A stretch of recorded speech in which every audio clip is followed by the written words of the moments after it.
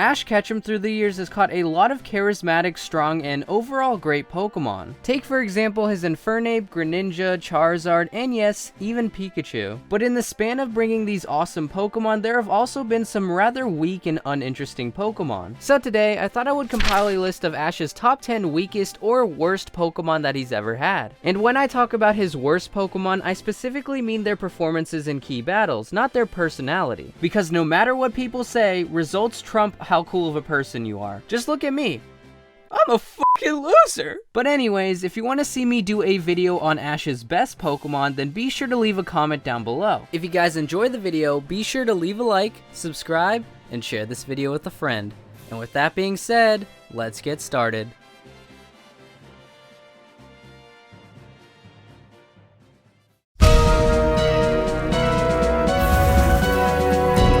Now, I really had a tough time putting this Pokemon on the list, but Boldore had a somewhat tough time fitting into Ash's team. It started out pretty well, coming up really clutch against Clay. And I mean really clutch. Like, it took 2 horn drills. 2! And afterwards, this Pokemon was used in the Junior Cup against Geraldo and ended up winning the battle. But after that, it didn't really win any other matchups. It lost to Juniper and Bianca, Roxy almost immediately, and Cameron's Hydreigon in the Virtus Conference. But even though it did rack up these losses, I can't ignore the key victories that it got. Therefore, this Pokemon gets the number 10 spot, just barely making this list.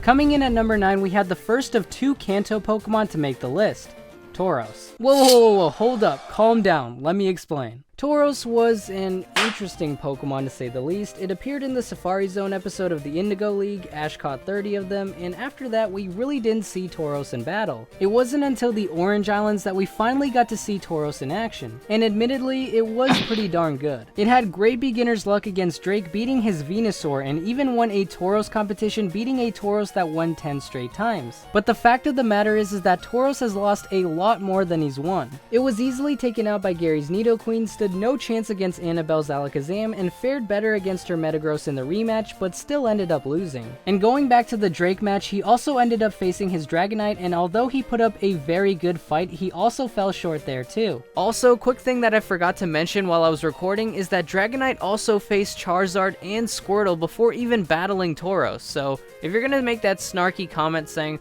oh, how come the Metagross situation doesn't apply to Tauros? Well, Dragonite also faced 2 other opponents before even battling Tauros, so screw you. So even though he played a key role in winning the Orange Islands, he didn't really do much anywhere else. And I know that some people may say that Tauros was one of Ash's strongest Pokemon, virgin, but we just can't ignore the other losses that he had.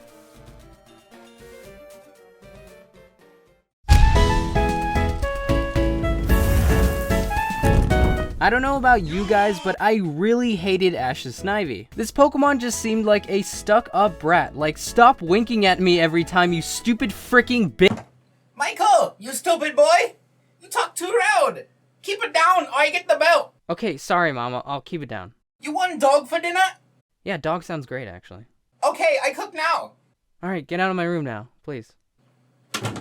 But anyways, this Pokemon has been used in key battles and only occasionally has it come up big. It took out Trip's Servine, Clay's Palpitoad, and George's Poniard. But when Ash really needed a victory from Snivy, it just couldn't pull through. She lost to Trip's Frillish, Trip's Servine in the rematch, Elisa's Emolga, Tornadus and Thundurus, which I won't hold against her because, come on, they are legendaries. But there's also Clay's Excadrill, Seamus's Emboar and Heatmore, and of course, Cameron's Lucario. Again, this Pokemon did rack up some wins, but when it really mattered, Snivy just couldn't pull through.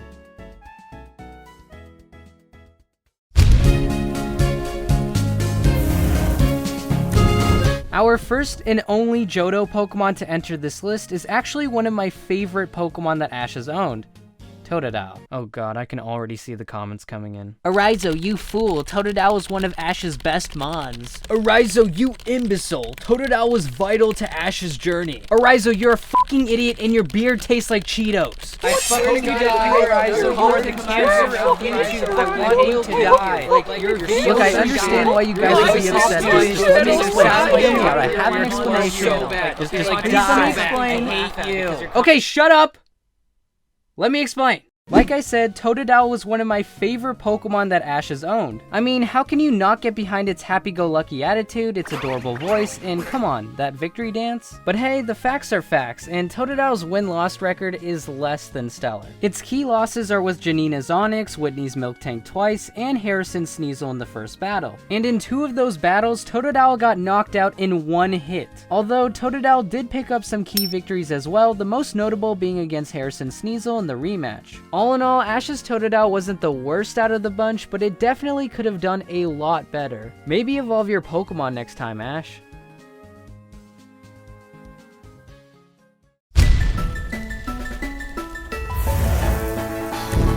Speaking of evolving Pokemon, the next Pokemon who I have on this list is actually one of the few Pokemon that Ash evolved.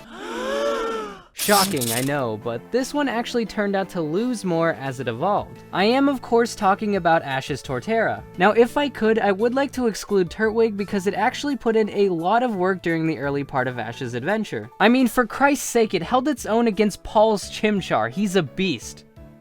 Or she, I don't really want to assume genders here. They ask you how you are, you just have to say that you're fine when you're not really fine, but you just can't get into it because they would never understand. But as it became a Grottle and then eventually a Torterra, it started to lose a lot more often. And it makes sense too, because Turtwig's battle style revolves around speed, and when it evolves to Grottle, he gets a much larger and heavier body, therefore losing that speed. Afterwards, Grottle had to change his entire strategy up, which didn't fare well. It lost to Candace, Paul, Palmer, Volkner, Bertha, Volkner again, and Paul's Drapion after it had already battled Buizel and Staraptor. I'm sorry, but even though Turtwig was amazing, the other 2 stages just couldn't keep up.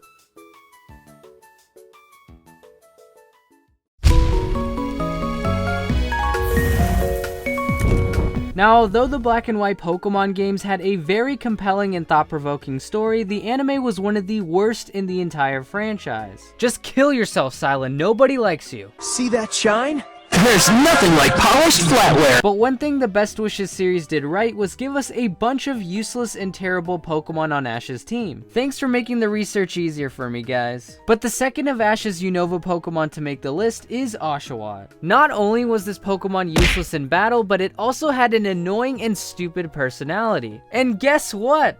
It didn't evolve. What else is new? Thank you, thank you. Okay, it really wasn't that funny. Seriously, it's not that funny. Alright, that's it. Next time I have to bring out my gun, somebody's gonna get shot. Anyways, taking a look at Oshawott's win-loss record, it's not looking good. Not terrible when you look at it, but that's why it's not higher up on the list. During the Unova journey, Oshawott has lost to Trip, Cameron, Chili's Panseer, Clay's Palpitoad, Sharon's Herdier, and Lenora twice, the second time knocking himself out. Although Oshawott did have some high points in the series as well, the most notable being beating Silent and beating Clay's Krokorok. But even so, this Pokemon was still more of a burden than an asset.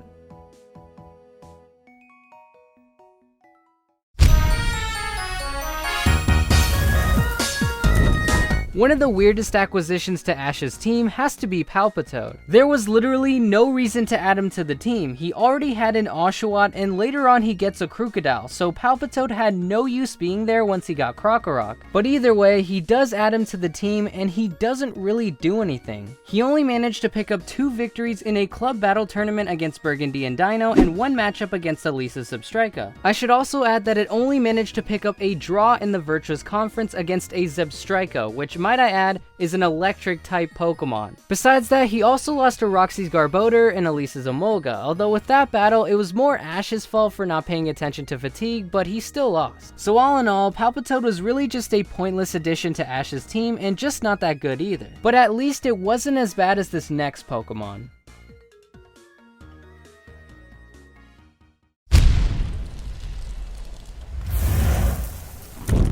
Alright, this is the last bit of hate on Gen 5. I'm sorry, but this region was just really bad for Ash. The last Gen 5 Pokemon to be put in the old doghouse is none other than the proud Pokemon itself, Unfezant. Don't know how proud this Pokemon will be though after it finds out it's on the list, but you know what? I don't care, f this Pokemon. What other Pokemon could be more useless than this Pokemon? Well, apparently 2, I guess, but seriously, this Pokemon really sucked. In its entire time with Ash, this Pokemon has racked up 2 victories, with help. And those victories came against Skyla's team, where it defeated Swoobat with the help of Krokorok and Swanna with the help from Pikachu. Besides that, she lost to Roxy, Trip, and Cameron's Riolu. Let me repeat that again, Cameron's Riolu, a fighting type pre-evolution. Look, I get that Cameron was a strong trainer and all, but come on, man, a fully evolved Unfezant couldn't take down a Riolu?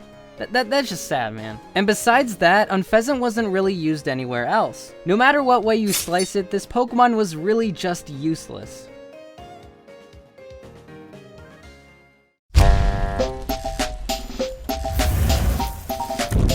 I think you guys expected to see this Pokemon on the list, and with good reason too. This Pokemon sucks real bad. In case you guys don't know who I'm talking about, I'm obviously referring to Torkoal. I'm really sorry, Torkoal. Your personality was awesome, but your win-loss record says it all. You suck. Torkoal has lost to Watson's Magnetric, Norman's Vigoroth, Katie's Golduck, Morrison's Steelix, Tyson's Hariyama, and Brandon's Registeel. And with all of these losses, the only significant victories Torkoal received were against Norman's Slackoth, Tyson's Shiftry, and a draw with a Tropius. So as you can see, Torkoal was one of Ash's weakest Pokemon. But hey, at least you had a redeeming personality though, so you're alright in my book, Torkoal.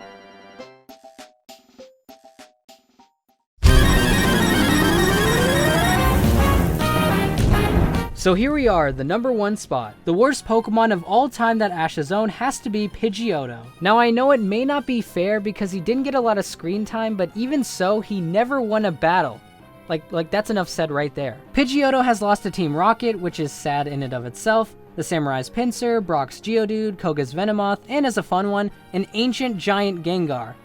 Yeah, I know, the anime's weird. And like I said, it didn't win any battles, but it did play a big part in helping Ash get the Viridian Gym Badge, but it didn't directly knock out any Pokemon. And yes, I know it eventually evolved, but as soon as it did, Ash sent it away, so we never got to see it used in battle. At least Torkoal won something, Pidgeotto. Like, you couldn't even beat Team Rocket?